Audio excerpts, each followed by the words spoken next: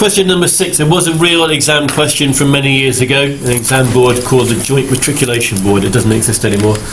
That's one of the old exam boards. A boy uses a homemade metal detector to look for valuable metallic objects on a beach. There's a fault in the machine which causes it to signal the presence of only 95% of metallic objects. So I'm going to say, first of all, probability it finds metal is equal to 0.95. So that bit of the question up there, I've written that down. Then keep reading on. And it signals the presence of non-metallic objects 6% of the time. So probability finds non-metal is 0.06. Of the objects over which the machine passes, 20% are metal. So the probability of metal, 0.2. So I'm just writing down the information from the question to start with. Part A, find the probability that a given object over which the machine passes is metallic and the machine gives a signal.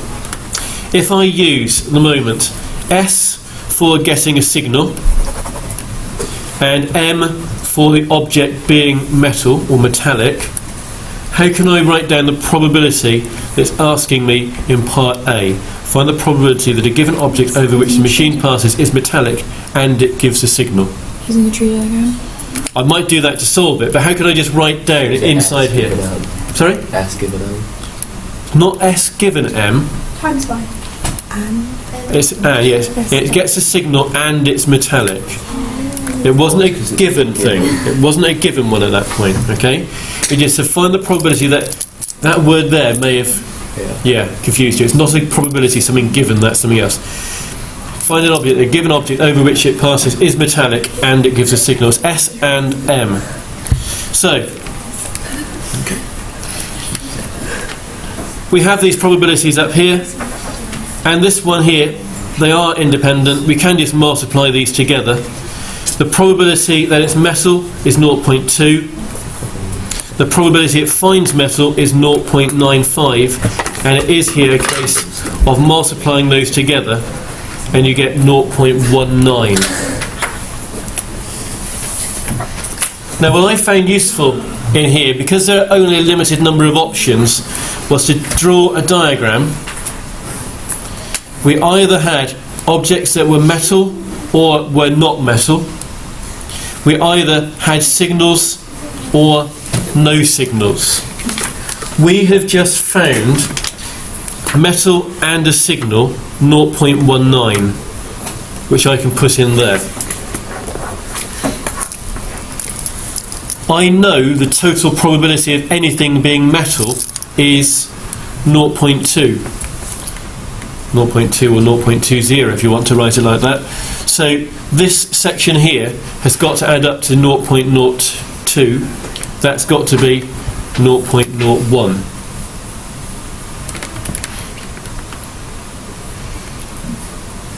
Part B of the question, find the probability of a signal being received for any given object over which the machine passes.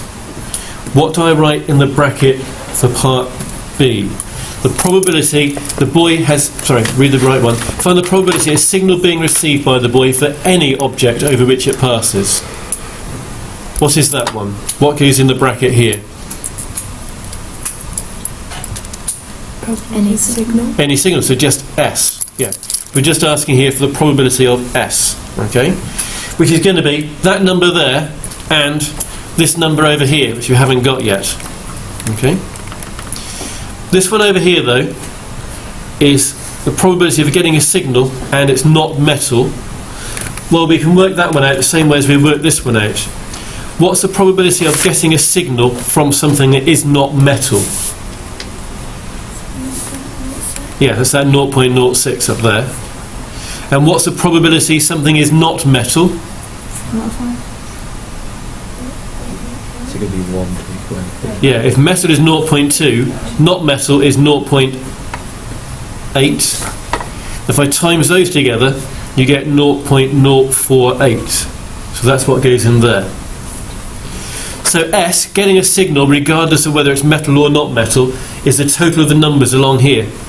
So it's a 0.19 plus the 0.048, which is 0.238.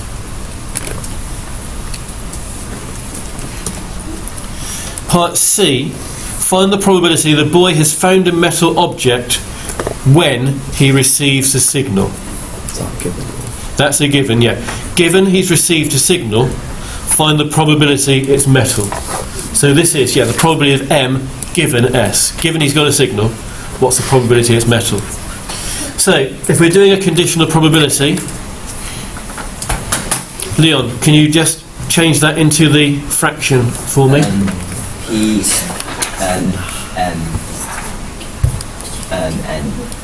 S Yeah. over P S. Yeah, that's right, okay. This probability we worked out earlier to be 0.19. This probability we worked out to be 0.238.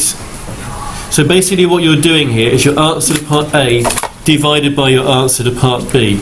And if you've done that, you will get the method mark here. That turns out to be 0.798. Part D says, given that 10% of the metallic objects on the beach are valuable, given 10% of the metal objects are valuable, can't spell valuable today, valuable, find the proportion of objects discovered by a signal that are valuable. So we want the proportion of objects discovered by a signal that are valuable. The probability they are valuable given we have a signal. That is what they're asking for down here. 10% of the metal objects are valuable. Well, the metal objects that we have a signal for is 0.19. So 10% of those are going to be valuable.